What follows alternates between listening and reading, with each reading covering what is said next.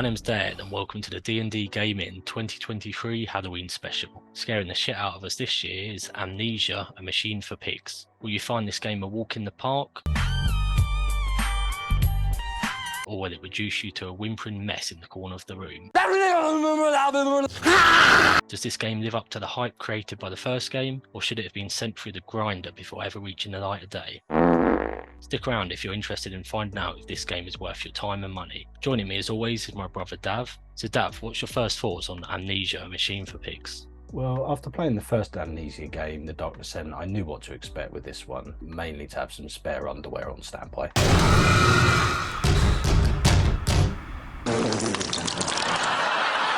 Although I was quite surprised how much this one actually differed from the first game. I'll go into that shortly. As for me, I recall reading about this when it came out in 2013, which was to a fairly mediocre, borderline negative response, and due to this I had never had a huge urge to play it. But after playing through the first Amnesia several times before, and then reviewing that game on our channel the other year, I thought it was about time to decide for ourselves if this game is any good or not. It's worth noting that this was published by Frictional Games, but not developed by them like the first Amnesia. The development on this one was outsourced to the Chinese room. So in terms of graphic options, they're pretty limited, but not unusual for a 10-year-old game. On the basic screen, it's just texture quality and V-Sync.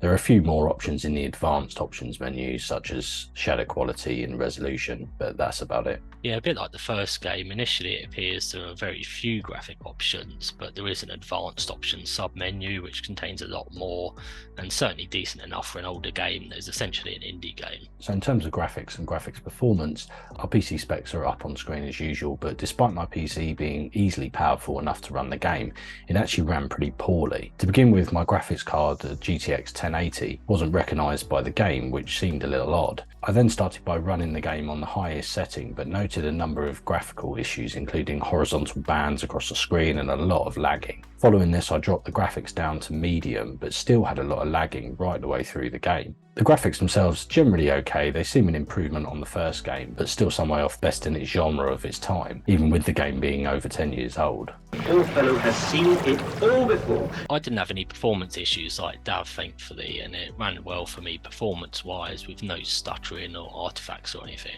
The graphics aren't great, a marginal improvement from the first game, but I was expecting a little better, so a bit of a disappointment there.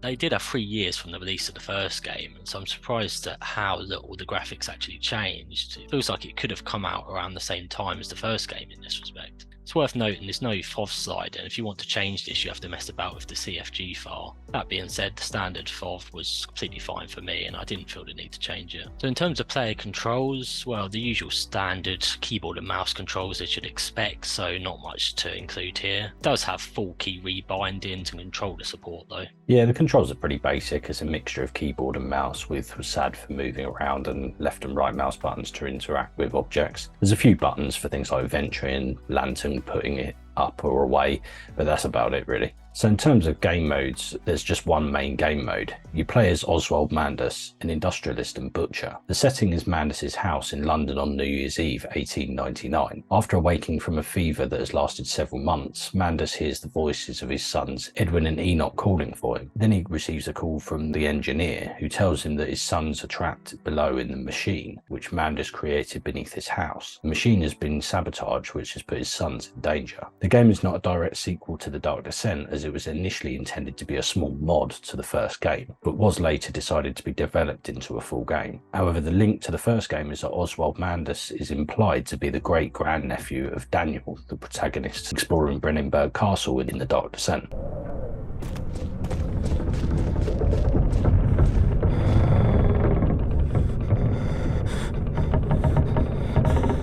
So in terms of game mechanics, on the game mechanics front, it's a very simple game. You begin Mandus's house awaking from the fever. As you come around, the game gives you instructions as hints at the top of the screen. You can explore your surroundings by approaching objects. If a hand icon appears, then you can interact with it using the left mouse button. Dependent on the item, the interaction can range from picking it up to switching something, or in case of doors, you can open these with a degree of accuracy and speed depending on how you move the mouse, and the doors are very sensitive to the mouse movement. This means you can open them very slowly to pick through, or throw them closed behind you if something's chasing you. As you play the game, you come across puzzles typically in the form of a combination of getting switches in the correct order to progress. The environments are generally linear, and most of the time the game prompts you where to go, so I only had a few points where I was briefly unsure of the direction to go or what to do. Papa, this way!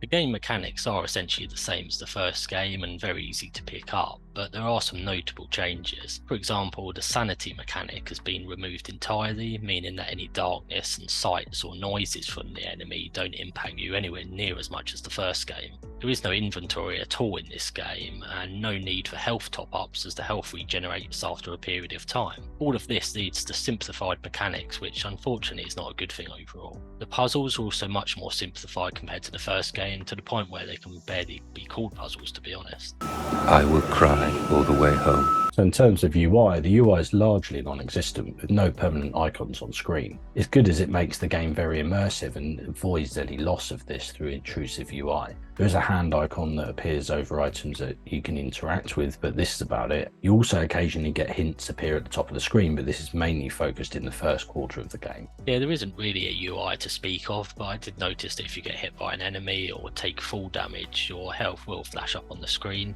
Although this is mostly redundant due to the regeneration I mentioned a minute ago. It's nice to have a clear screen though without any clutter, and so I did like that. Indeed he does. Indeed he does. So in terms of sound and music, well, from the opening menu you know you'll be in for a treat with the sound of music, and it doesn't disappoint.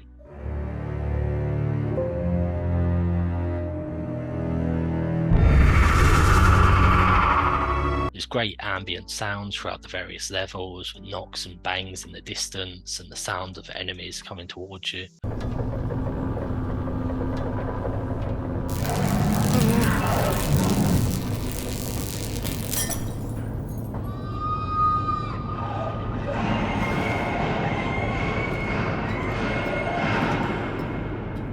The voice acting all sounded good and fitted with the time period, with a lot of oldie English style accents. I tell you, Professor, a trail of greed brings rich men to your door like pigs to truffles. Yeah, so in terms of sound and music, for me, as interaction in Amnesia games is limited, sound is a key aspect to the game, and likewise with the first game, it doesn't disappoint.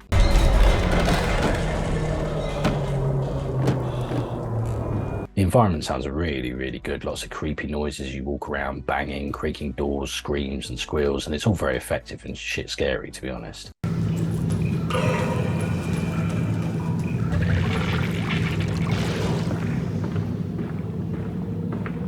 The music is mostly in the background beneath the environment sounds and is suitably a creepy orchestral music.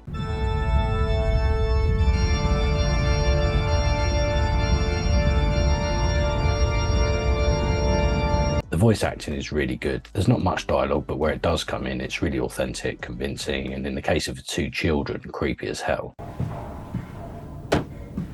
Daddy! So in terms of bugs and glitches, I didn't notice any bugs as such, but as I said earlier, I did get a lot of graphical issues with this game. I actually had some major bugs with the man-pig enemies.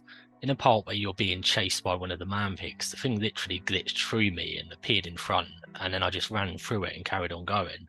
This sort of thing happened several times. The worst one though is the one we put on screen now. I think what happened is the enemy glitched through a fence and spawned into an area it shouldn't have been in, or if not, something went really wrong here somehow. It was kind of funny, but also took away some of the scariness from the enemy as I was able to walk right up to it.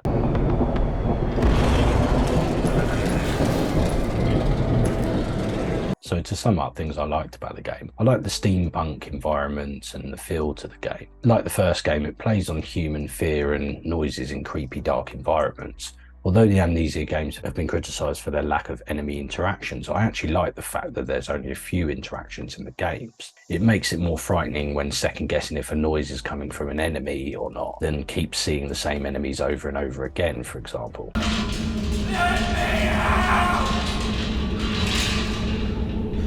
Also, as you don't know what's out there as you play, it lulls you into a false sense of security, thinking, that's just another noise, and then it's more frightening when you do come across a monster. I like the deep story and the puzzling narrative to the game, which has you unsure how things are going to end, keeping you guessing right to the end scenes. The sounds in the game are top-notch and really can't be faulted. As for things I liked about it, I did enjoy the setting of this game. It starts in a creepy old house, a bit like the first one, but then quickly transitions to outdoor areas with streets, and whilst these are quite small enclosed areas, it did add something extra that wasn't included in the first game, where you couldn't go outside at all. It was very atmospheric with all the creepy sounds and the general industrial setting of the game, which is basically based in and around a slaughterhouse, and that really put me on edge at times. Whilst the story did go off on tangents at times and was a little hard to follow in places, I think the underlying theme of the story and its comments on how society functions was interesting. These men, Professor, these so-called men of vision, they would shackle the masses to a wheel and turn it till their backs break. All for that opiate, the lure of profit. These fools who lackey them, these priests, these officials, this government, they make pigs of us all. So in terms of things I didn't like about the game, although it's still scary, it just didn't seem half as scary as The Dark Descent. The start of the game where you're in the house seemed very similar to the first game to begin with, but once you're in the more industrial areas beneath the house, it seemed to lose a lot of its scary feel. The Dark Descent had an Afraid of Darkness game mechanic, where the protagonist would have a loss of sanity in complete darkness, and so his sanity had to be managed by keeping it in lit areas or ensuring candles or lanterns stayed lit. It was designed so, in essence, the darkness was an enemy in itself. The mechanic was removed in this second game. The lantern stayed lit and you didn't need to refuel it with oil or keep to lit areas. The protagonist wouldn't go into a panic attack. The Afraid of Darkness mechanic was really good, as it made the game far more interactive and engrossing. And this second game was missing it, which was a real shame. I think it was a mistake by the developers not to include it. Another mechanic that was missing in this game was being able to properly hide. In the first game you could hide from the enemy in cupboards, which was shit scary and funny at the same time. In this you have to run until the enemy loses sight of you or throw a door behind you in the monster's face. Again, a simple but great mechanic not included in this that made the first game far more immersive and scarier.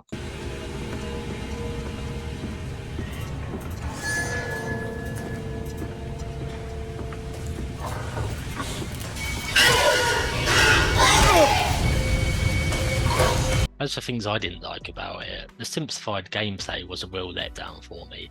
No inventory, no need for health top up, the sanity mechanic we've mentioned, all being removed. All of this left it feeling a little half-hearted. I thought the so-called puzzles were too easy and offered no real challenge. It was a bit too short overall. It can take around 4 hours or less to complete, which is almost half the time of the first game. For example, I completed 100% of the Steam achievements, which includes finding and reading all 44 notes in the game, and it still only took me just over 4 hours. Still a relatively linear game, a bit like the first game in that regard, but it would have been nice if they could have opened up the level design more in places, especially in the outdoor areas. Glitches and bugs mentioned earlier on made me feel it wasn't particularly well optimised either. When did I say that? That is not me. That is not me! So in terms of scores, Dav, what are you going to give this one? Amnesia: A Machine for Pigs is a great game, and if you played the first Amnesia game, The Dark Descent, then I do recommend picking this one up if you haven't already. However, I do feel this was missing a number of mechanics which were integral to the horror aspect of the first game, and in my opinion, although still scary, it doesn't hold a lantern to the first Amnesia game. The steampunk environments were good, the story was inventive and engaging, and the sounds were top notch as mentioned earlier, but these weren't quite enough in my opinion for it to regain the loss of those horror mechanics that made the first game so shit scary, and in a horror game that's key for me. Therefore I'm giving the game a 7 out of 10. Still a good score, but less than the 8 out of 10 I gave for Dark Descent. My initial expectations weren't that high due to the mediocre critical response I mentioned earlier, but actually this was better than I expected and certainly not a bad game at all. Overall, it's a decent enough horror game with a unique setting and unsettling atmosphere. It has great sound design and an interesting story. However, the game is relatively short and feels overly simplified. This, along with the bugs and glitches I experienced, means I'm giving it a 7 out of 10. Well guys, thanks for watching. Please like, subscribe and comment. Hit that bell icon to be notified when we upload a new video, and we'll see you in the next one. Redeem yourselves! Redemption is at hand! Enter the cleansing and set your souls free! For you are born into filth and will die as pigs!